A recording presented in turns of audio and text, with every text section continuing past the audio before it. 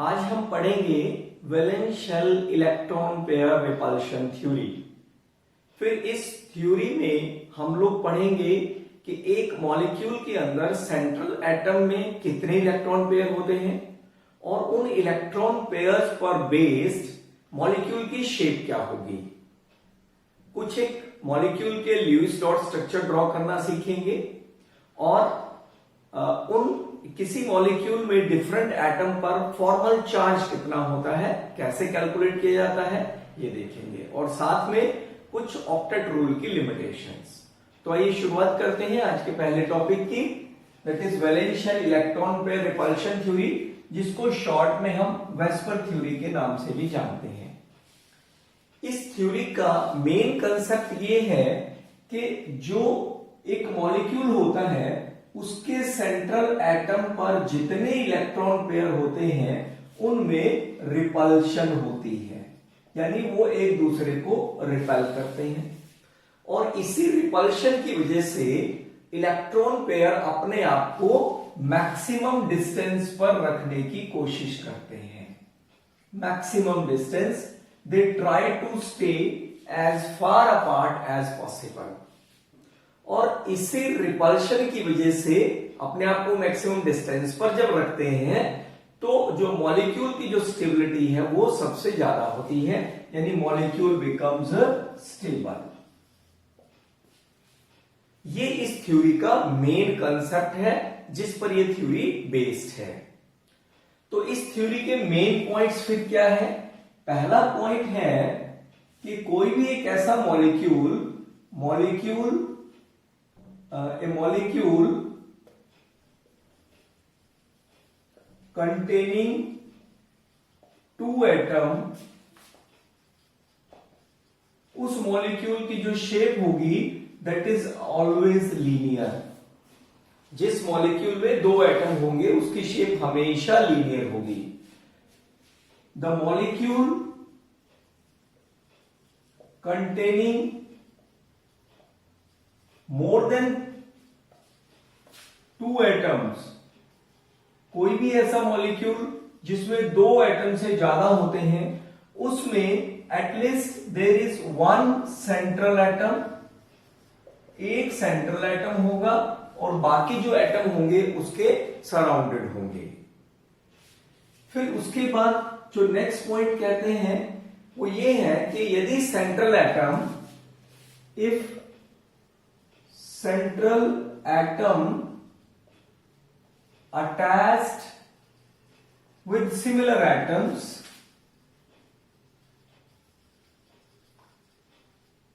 and it will have only bond pairs। यदि central atom केवल एक ही जैसे एटम से अटैच्ड है और केवल बॉन्ड पेयर्स हैं, उसके पास कोई लोन पेयर नहीं है, तो जो मॉलिक्यूल की शेप होगी वो सिमेट्रिकल होगी। The shape of the molecule now become symmetrical. यदि इसका हम रिवर्स केस लें, if central atom attached with different types of the atom or it will have lone pairs also, मतलब सेंट्रल एटम यदि different type के atom से attached है और या फिर उसके पास लोन पेयर है, तब जो मॉलिक्यूल की शेप होगी वो एसिमेट्रिकल होगी, जिसको हम डिस्टॉर्टेड शेप भी कहते हैं। अब इन लोन पेयर और बॉन्ड पेयर में रिपल्शन होती है, हमने शुरुआत में ही बात की इसकी। तो ये जो रिपल्शन होती है, इस रिपल्शन का ऑर्डर होता है लोन पेयर की रिपल्शन सबसे ज्यादा होती है, लोन पेयर बॉन्ड पेयर की रिपल्शन उससे कम होती है और बॉन्ड पेयर ही ऐसे इलेक्ट्रॉन पेयर्स हैं जिनमें रिपल्शन सबसे कम होती है। फिर जो शेप है मॉलिक्यूल की, the shape of the molecule shape of molecule depends upon the total number of electron pair surrounding the central atom। Central atom के चारों ओर टोटल इलेक्ट्रॉन पेयर कितने हैं, जो मॉलिक्यूल की शेप होगी, एग्जैक्ट शेप, वो उन total number of electron pair पर डिपेंड करेगी। तो ये कुछ मेन पॉइंट्स हैं वैलेंशियल इलेक्ट्रॉन पेयर रिपल्शन थ्योरी के। अब इन पॉइंट्स को इंप्लीमेंट करते हैं। Total number of electron pair हमारे पास यदि दिए हुए हो तो मॉलिक्यूल की शेप क्या होगी, ये देखते हैं। किसी एक मॉलिक्यूल में यदि सेंट्रल एटम के पास टोटल इलेक्ट्रॉन पेयर 2 हो और 2 के 2 बॉन्ड पेयर हो, कोई लोन पेयर ना हो, तो ज्योमेट्री मॉलिक्यूल की क्या होगी। अब देखिए 2 इलेक्ट्रॉन पेयर है, एक इलेक्ट्रॉन पेयर ये आ गया, दूसरा इलेक्ट्रॉन पेयर ये जिसने बॉन्ड बना लिया, तो जो शेप होगी मॉलिक्यूल की वो क्या होगी, इट इज लीनियर। मॉलिक्यूल की शेप क्या हो जाएगी, लीनियर शेप हो जाएगी। जैसे कार्बन डाइऑक्साइड है हमारे पास, या जैसे बेरिलियम डाइफ्लोराइड है, या बेरिलियम हाइड्राइड है BeH2। तो ये सारे जो मॉलिक्यूल्स हैं वो लीनियर शेप के होंगे। यदि total electron pair, if we have the total electron pair 3 और तीनों के तीनों ही बॉन्ड पेयर हो, कोई लोन पेयर ना हो, तब मैक्सिमम डिस्टेंस पर इलेक्ट्रॉन पेयर कब रखेंगे, जब उनकी शेप ट्राइगोनल प्लेनर होगी। ट्राइगोनल प्लेनर या ट्राइएंगुलर प्लेनर होगी, एंगल इनके बीच में 120 डिग्री का होगा। तब जो शेप होगी 3 इलेक्ट्रॉन पेयर पे ट्राइगोनल प्लेनर होगी। और इसके जो एग्जांपल हैं, जैसे BF3 मॉलिक्यूल है, या जैसे AlCl3 मॉलिक्यूल है, या सल्फर ट्राइऑक्साइड है, ये सभी इसके एग्जांपल्स हैं। यदि टोटल इलेक्ट्रॉन पेयर 3 हो, लेकिन उन 3 में से 2 बॉन्ड पेयर हो और एक लोन पेयर हो, तब जो शेप होगी वो किस टाइप की आएगी, AP2, लेकिन एक लोन पेयर है वो सेंट्रल एटम पर आ जाएगा। इस टाइप के मॉलिक्यूल को हम AB2L टाइप का मॉलिक्यूल कहते हैं। L stand for 1 lone pair. A central atom है और B इसके सराउंडिंग एटम है, तो 2 बॉन्ड पेयर हो गए, एक लोन पेयर हो गया, यानी जो मॉलिक्यूल बन जाएगा वो AB2L टाइप का मॉलिक्यूल बन जाएगा। और इस टाइप में जो मॉलिक्यूल्स होते हैं हमारे पास, वो एग्जांपल्स में आ जाते हैं, जैसे सल्फर डाइऑक्साइड है, ओजोन है, ओजोन मॉलिक्यूल, या आप ले सकते हैं नाइट्रोजन डाइऑक्साइड टाइप का मॉलिक्यूल है। तो ये सभी के सभी जो एग्जांपल हैं वो AB2L टाइप के एग्जांपल्स आ जाते हैं। अब यदि हमारे पास सपोज 4 इलेक्ट्रॉन पेयर हो, टोटल इलेक्ट्रॉन पेयर 4 हो, और 4 में से 4 के 4 ही बॉन्ड पेयर हो, कोई लोन पेयर ना हो, तो जो शेप होगी मैक्सिमम डिस्टेंस पर कब रख पाएंगे मॉलिक्यूल, जो एटम्स हैं खुद को, वो रख पाते हैं यदि चारों सराउंडिंग एटम उसके टेट्राहेड्रल कॉर्नर्स पर हो।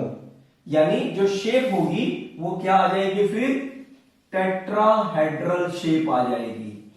टेट्राहेड्रल शेप, फॉर एग्जांपल जैसे मीथेन का मॉलिक्यूल है या अमोनियम आयन है, वो सभी इसी के एग्जांपल हैं टेट्राहेड्रल शेप के।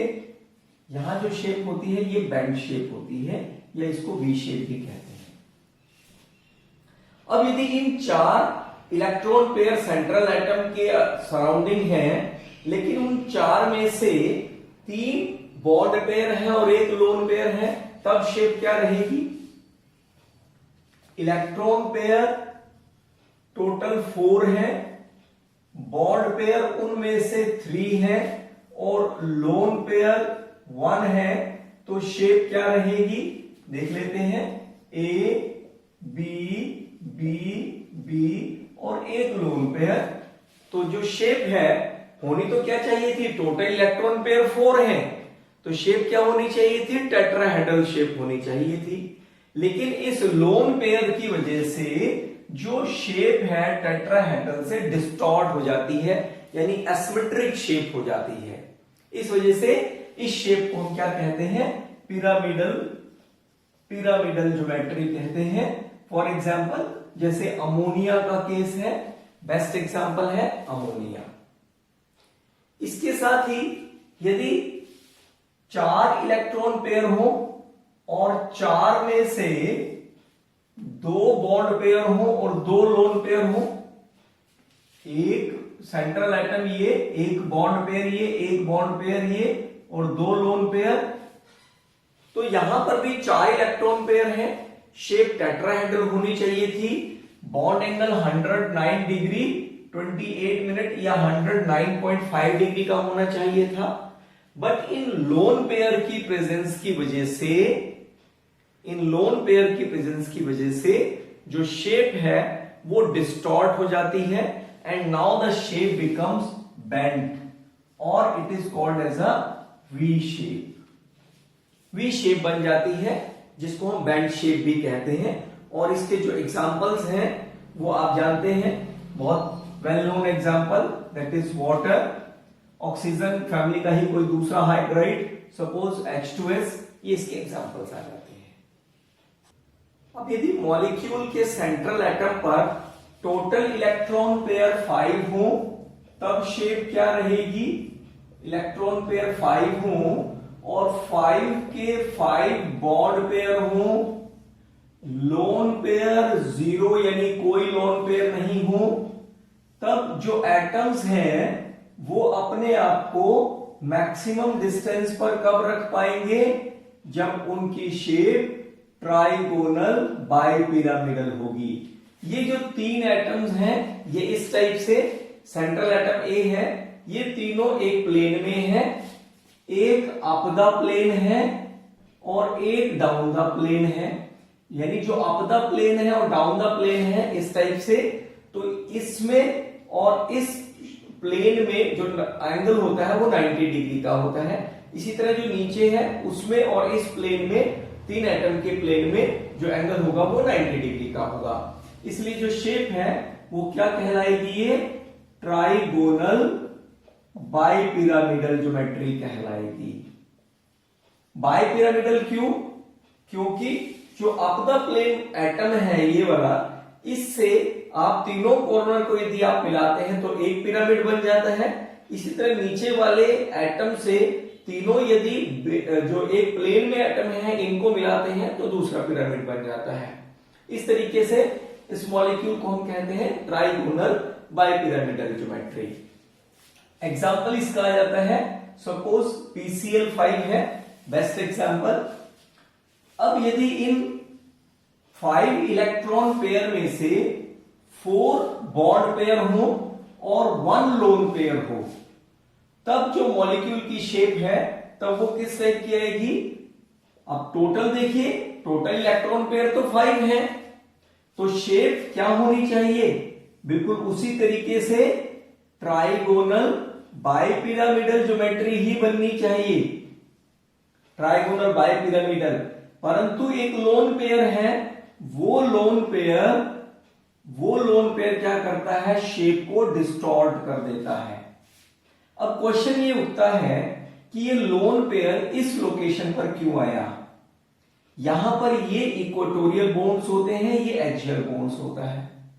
एक्चुअल में यदि आप एक्सियल बॉन्ड पे रखते हैं तो ये जो तीनों बॉन्ड पेयर हैं वो इस लोन पेयर को रिपेल करते हैं, यानी लोन पेयर और बॉन्ड पेयर की रिपल्शन होती है 3 यूनिट। लेकिन यदि आप यहां पर इक्वेटोरियल पर रखते हैं तो लोन पेयर और बॉन्ड पेयर की जो रिपल्शन है वो है ओनली 2 यूनिट। तो रिपल्शन हम वो मॉलिक्यूल प्रेफर करते हैं, वो मॉलिक्यूल ज्यादा स्टेबल होते हैं जहां रिपल्शन कम होती है। इसलिए इस इक्वेटोरियल पोजीशन पर आने पर ही जो मॉलिक्यूल के अंदर रिपल्शन होगी वो मिनिमम होगी।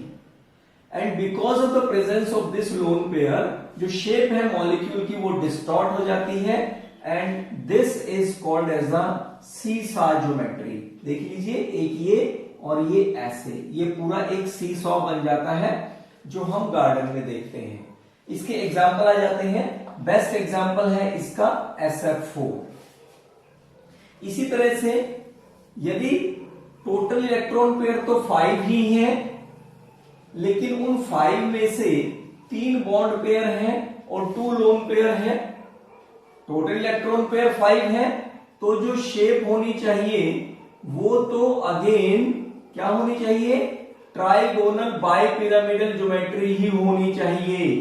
इस टाइप से ट्राइगोनल बाइपिरामिडल होनी चाहिए।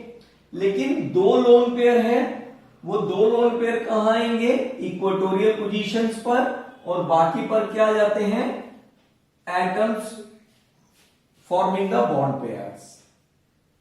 यानी जो शेप है नाउ होनी तो चाहिए थी ट्राइगोनल बाइपिरामिडल, क्योंकि सेंट्रल एटम के अराउंड 5 इलेक्ट्रॉन पेयर हैं, परंतु due to the presence of these 2 lone pair जो शेप है वो क्या बन जाती है, टी शेप बन जाती है। और इसका जो एग्जाम्पल आ जाएगा वो मिलेगा आपको, best example inter halogen compound type का ClF3 मॉलिक्यूल।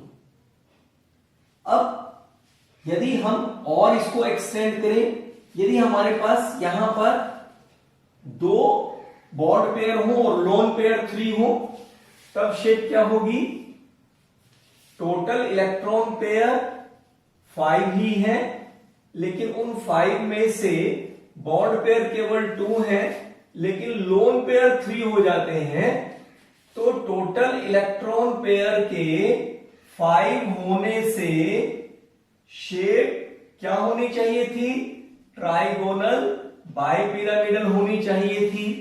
लेकिन due to the presence of 3 lone pairs, ये यहां लोन पेयर्स आ गए और ये हो गया बॉन्ड पेयर, जो शेप है now it becomes linear. Shape जो है वो लीनियर शेप हो जाएगी। एग्जाम्पल इसके आ जाते हैं, जैसे जीनॉन डाइफ्लोराइड मॉलिक्यूल है, जीनॉन नोबल गैस का ये कंपाउंड है जीनॉन डाइफ्लोराइड। तो इस टाइप में यदि 5 इलेक्ट्रॉन पेयर हो और 3 लोन पेयर हो तो शेप हमेशा क्या रहेगी, लीनियर रहेगी। अब यदि 6 इलेक्ट्रॉन पेयर हो, टोटल इलेक्ट्रॉन पेयर 6 हो, लेकिन उन 6 में से सभी के सभी बॉन्ड पेयर्स हो, लोन पेयर कोई ना हो, तब जो एटम्स होंगे सेंट्रल एटम के अराउंड वो अपने आप को ऑक्टाहेड्रल ज्योमेट्री में अरेंज करेंगे। यानी जो शेप है मॉलिक्यूल की वो हो जाएगी ऑक्टाहेड्रल, जैसे SF6 मॉलिक्यूल होता है।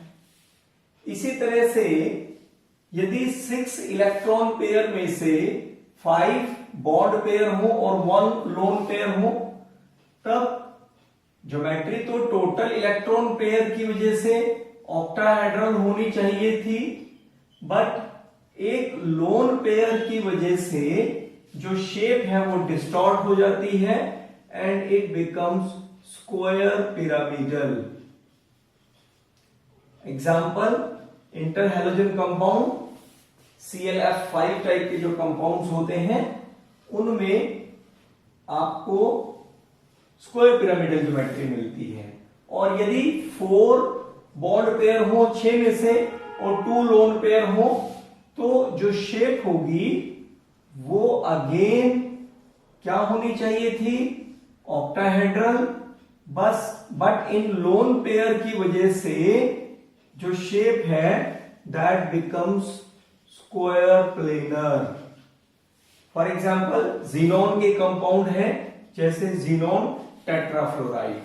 तो इस टाइप से यदि हमें सेंट्रल एटम के अराउंड टोटल इलेक्ट्रॉन पेयर कितने हैं ये पता हो और उनमें से लोन पेयर कितने हैं और बॉन्ड पेयर कितने हैं ये पता हो, तब हम इस टेबल की हेल्प से उस मॉलिक्यूल की शेप को डिटरमाइन कर सकते हैं, उस मॉलिक्यूल की शेप को बता सकते हैं कि इस मॉलिक्यूल की ज्योमेट्री क्या होगी। आइए अब कुछ एक एग्जांपल्स करते हैं जिनमें मॉलिक्यूल के जो सेंट्रल एटम है उस पर कितने इलेक्ट्रॉन पेयर होते हैं वो कैलकुलेट करते हैं और देखते हैं फिर उसकी शेप क्या होगी।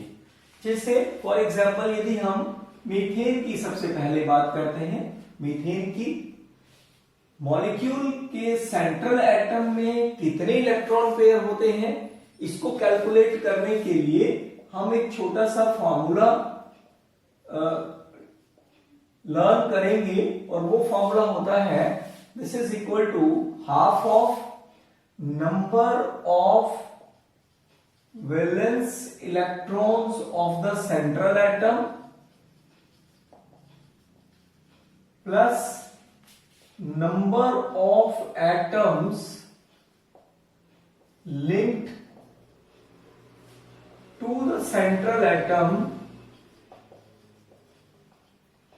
by single bond, यानी सेंट्रल एटम से कितने number of atoms single bond से लिंक हैं, प्लस चार्ज ऑन एनायन, यदि कोई स्पीशीज आपके पास एनायन है तो उस पर जितना नेगेटिव चार्ज होगा वो आप प्लस कर देंगे, या यदि कोई कैटायन है तो आप उतना ही चार्ज उस पे से सबट्रैक्ट कर देंगे। This will give the complete formula to calculate the electron pair of the central atom. तो आइए एक एग्जांपल लेके करते हैं। जैसे मीथेन, टोटल इलेक्ट्रॉन पेयर कितने हो जाएंगे इसके, equal to half of number of valence electron of the central atom. Central atom is carbon और कार्बन के टोटल एटॉमिक नंबर होता है 6, इसलिए कॉन्फ़िगरेशन होती है 2 4। तो वैलेंस इलेक्ट्रॉन हो गए 4 plus number of atoms link to the central atom by the single bond. Methane में चारों हाइड्रोजन कार्बन से सिंगल बॉन्ड से लिंक है, 4 आपने लिख दिया, लेकिन ना तो ये कोई कैटायन है ना एनायन है, बस यहीं तक फॉर्मूला चलेगा और डिवाइड इनको ऐड करके डिवाइड करेंगे तो वैल्यू आ गई 4। यानी सेंट्रल एटम के अराउंड टोटल इलेक्ट्रॉन पेयर होते हैं 4। उन 4 में से इलेक्ट्रॉन पेयर टोटल हो गए 4 में से बॉन्ड पेयर कितने हैं ये कहां से पता चलेगा, जितने number of atoms central atom से सिंगल बॉन्ड से लिंक है, यानी वो क्या है बॉन्ड पेयर्स हैं। कितने हैं 4 हैं, तो लोन पेयर कितने आ गए 0, यानी 4 इलेक्ट्रॉन पेयर है सेंट्रल एटम पे और चारों के चारों क्या है बॉन्ड पेयर है, कोई लोन पेयर नहीं है। इसलिए जो शेप है वो क्या हो जाएगी, टेट्राहेड्रल शेप हो जाएगी। उस टेबल के अकॉर्डिंगली जो हमने अभी डेराइव की थी उसके अकॉर्डिंगली मॉलिक्यूल की शेप रिमेन्स टेट्राहेड्रल। और एग्जांपल देखते हैं, ClF3 मॉलिक्यूल है। ClF3 में इलेक्ट्रॉन पेयर कैलकुलेट करते हैं। सेंट्रल एटम हैलोजन एटम है और हैलोजन की आउटर कॉन्फ़िगरेशन क्या होती है, NS2NP5, यानी वैलेंस शेल में 7 इलेक्ट्रॉन होते हैं, प्लस 3 फ्लोरीन एटम है जो सिंगल बॉन्ड से सेंट्रल एटम से लिंक है, तो आपने ये ऐड कर दिया तो टोटल कितना हो गया 10/2 यानी 5 हो गया। अब इन 5 में से इलेक्ट्रॉन पेयर है आपके पास 5 और बॉन्ड पेयर कितने होते हैं, जितने सेंट्रल एटम से सिंगल बॉन्ड से लिंक है। कितने बॉन्ड पेयर है 3 है, तो आपने ये 3 कर दिया, यानी लोन पेयर हो गए 2 हो गए। अब ध्यान कीजिए, यदि total electron pair central atom के अराउंड 5 होते हैं तो शेप होनी चाहिए trigonal bi pyramidal.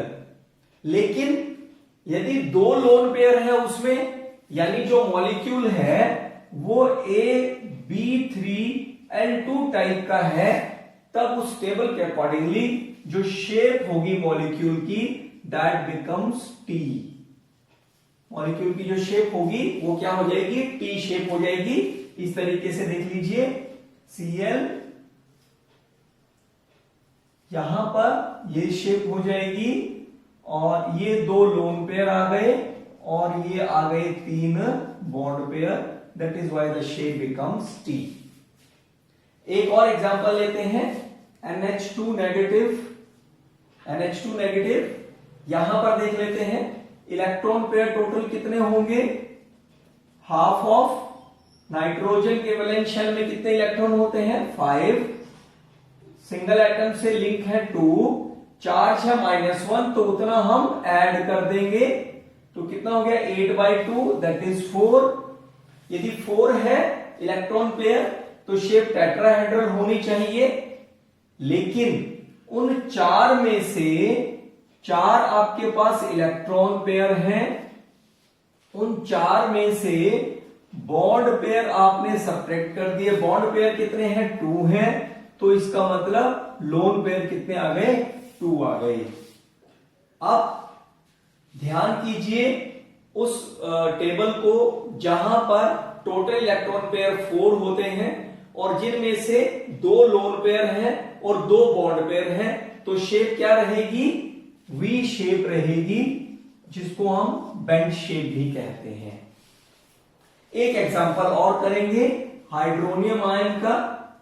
Hydronium ion में टोटल इलेक्ट्रॉन पेयर कैलकुलेट करते हैं। पहले central atom oxygen, valence electron 6, 3 monovalent atom, 3 single bond से लिंक है हाइड्रोजन एटम से, चार्ज प्लस है तो उतना ही आपने सब्ट्रैक्ट कर देना है, तो कितना हो गया 9 - 1 8/2, that is 4। Again shape tetrahedral होनी चाहिए, परंतु इन 4 में से बॉन्ड पेयर कितने हैं, बॉन्ड पेयर जो सिंगल एटम से लिंक है यानी 3 है, तो लोन पेयर कितने आ गए, 1 आ गया। तो अब मॉलिक्यूल जो हो गया वो क्या हो गया, AB3L टाइप का मॉलिक्यूल हो गया, यानी जो शेप है वो क्या हो जाएगी, पिरामिडल हो जाएगी। पिरामिडल डिस्टॉर्ट होकर पिरामिडल, फॉर एग्जांपल जैसे आपने अमोनिया का स्ट्रक्चर ड्रॉ किया था। ल्यूइस डॉट स्ट्रक्चर को ड्रॉ करने के लिए हमें सबसे पहले ये ध्यान रखना है कि जो लीस्ट इलेक्ट्रोनेगेटिव एटम होगा that should be placed at the centre, जब हम उसका स्केलेटल स्ट्रक्चर ड्रॉ कर रहे हैं। लेकिन जो हाइड्रोजन एटम है वो हमेशा टर्मिनल पर रहता है। फिर हम उस मॉलिक्यूल में जितने भी एटम हैं उन सभी एटम के वैलेंस इलेक्ट्रॉन को कैलकुलेट करेंगे। आइए देखते हैं एक एग्जांपल लेके।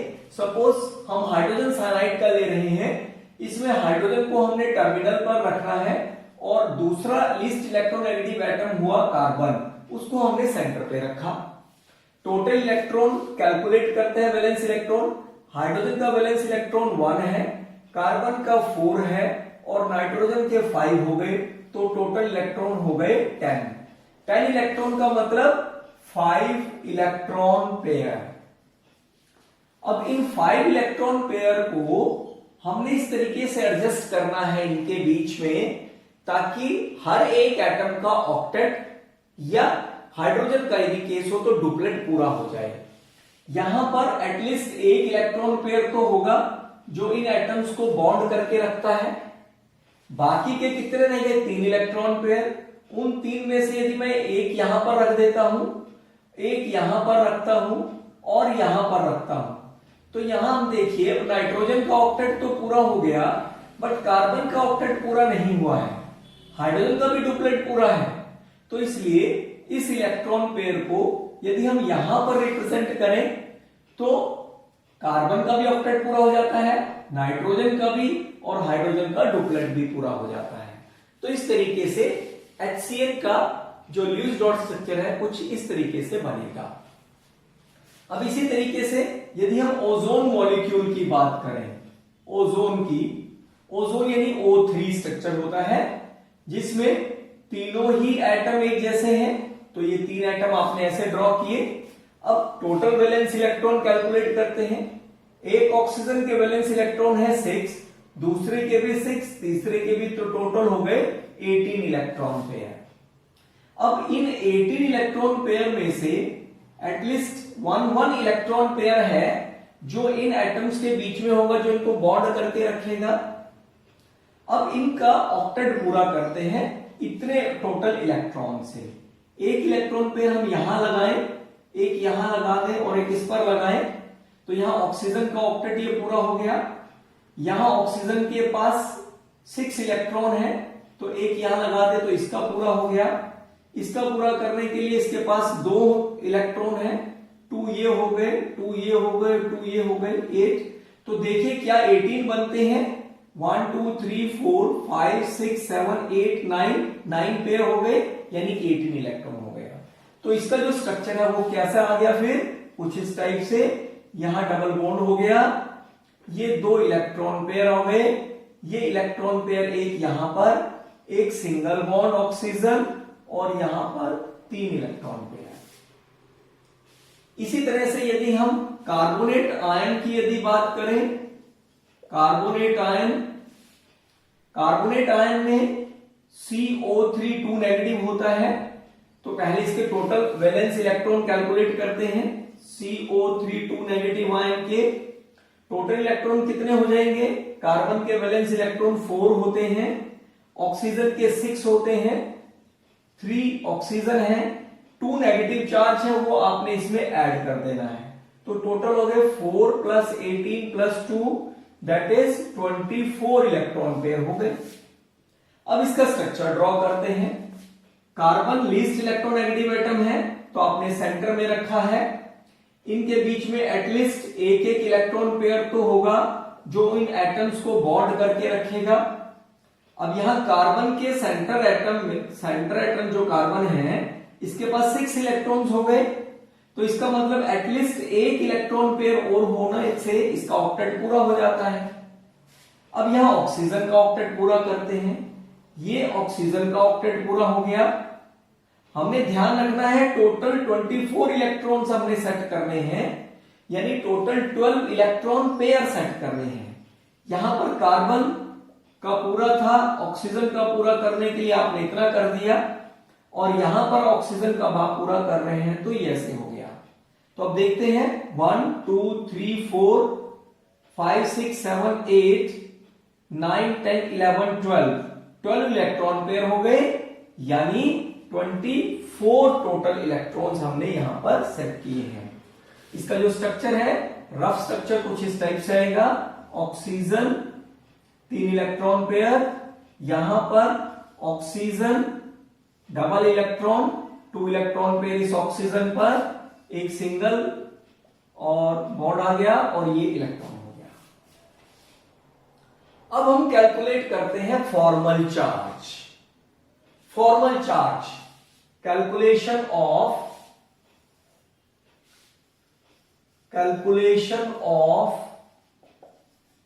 Formal charge on an atom in a molecule. एक मॉलिक्यूल में एटम पर टोटल चार्ज कितना होता है, that is called as a formal charge, उसको हम कैलकुलेट करते हैं। फॉर्मल चार्ज कैलकुलेट करने का जो फॉर्मूला है वो होता है V - L -½ S। ये V क्या है? The number of valence electron of the atom. जिस एटम पर हम चार्ज कैलकुलेट करने जा रहे हैं उस पर कितने वैलेंस इलेक्ट्रॉन्स हैं, minus L stand for lone pair, यानी electrons in lone pair. Lone pair में इलेक्ट्रॉन्स टोटल कितने हैं, -½ S stand for the shared pair, यानी इलेक्ट्रॉन इन बॉन्ड पेयर्स कितने हैं, उसका हाफ आपने सब्ट्रैक्ट कर देना है, that will give the formal charge. अब देखिए ये ओजोन का केस लेके चलते हैं।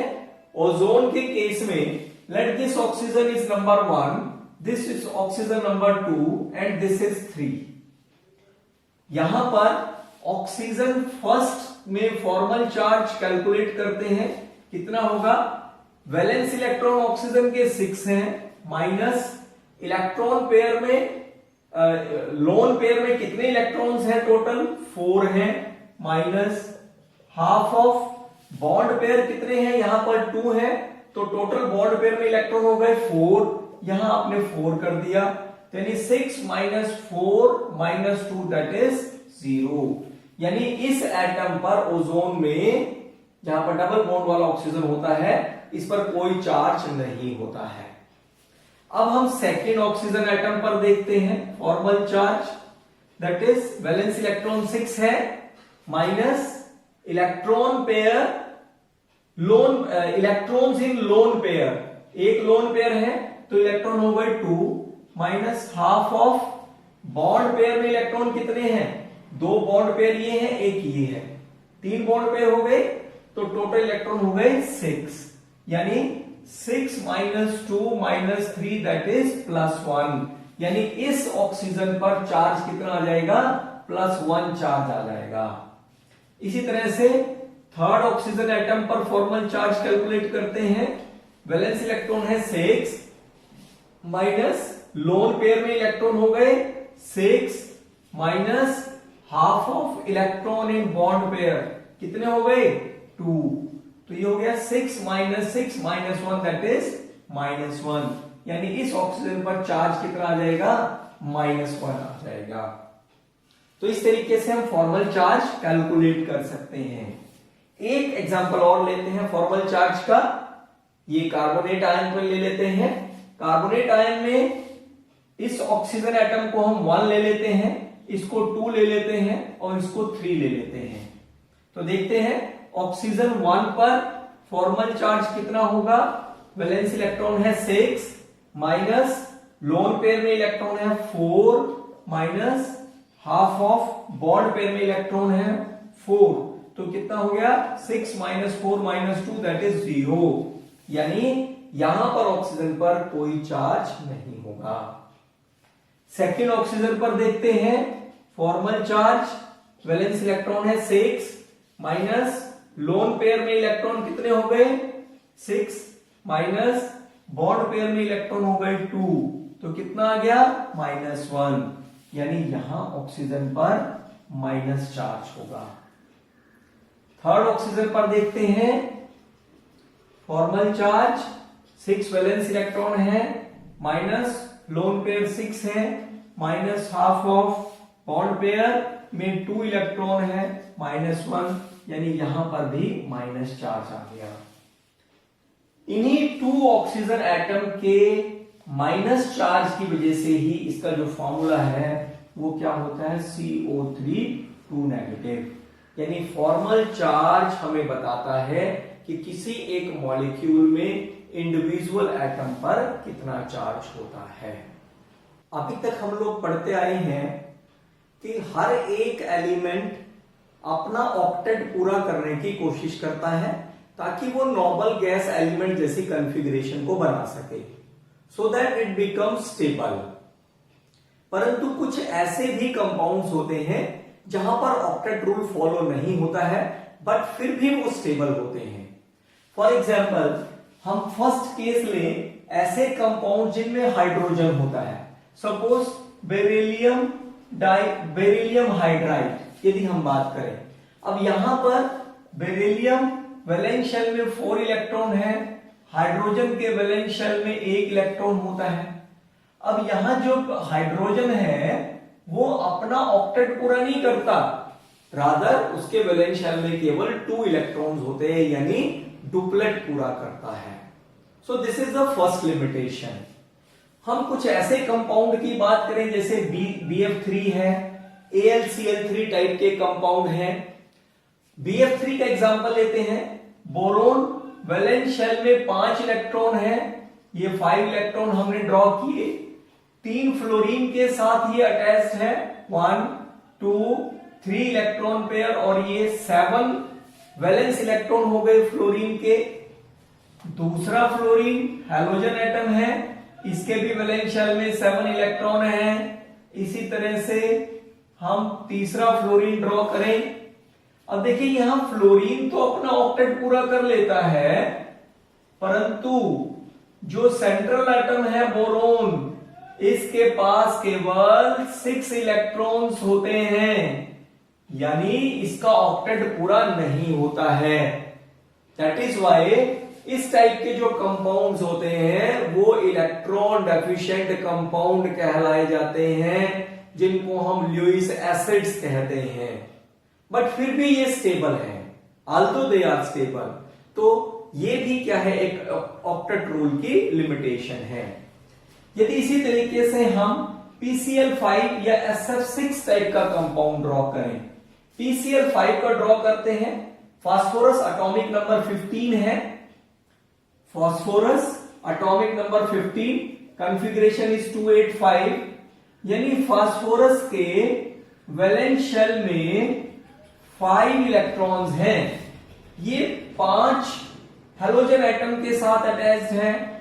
हेलोजन एटम के वैलेंस शेल में 7 इलेक्ट्रॉन होते हैं। यहां पर दूसरा हेलोजन ड्रॉ करते हैं, यहां पर एक और हेलोजन ले लेते हैं, 4th हेलोजन एटम, और ये आ गया 5th हेलोजन एटम। अब देखिए हर एक हेलोजन एटम अपना ऑक्टेट पूरा कर लेता है, परंतु व्हाट अबाउट द फास्फोरस। अब देखिए फास्फोरस का यदि हम ध्यान से देखें तो फास्फोरस के वैलेंस शेल में कितने इलेक्ट्रॉन हो जाते हैं? फास्फोरस सेंट्रल एटम के वैलेंस शेल में 10 इलेक्ट्रॉन्स हो जाते हैं, यानी ऑक्टेट से भी ज्यादा हो गए, बट फिर भी ये स्टेबल कंपाउंड है। इस टाइप के कंपाउंड को हम हाइपरवेलेंट कंपाउंड कहते हैं, हाइपरवेलेंट कंपाउंड। इसी तरीके से हमने अभी बात की थी कि जो नोबल गैस एलिमेंट्स होते हैं इनका ऑक्टेट पूरा तरह से कंप्लीटली फिल्ड होता है, इसलिए ना तो ये इलेक्ट्रॉन दे सकते ना ले सकते।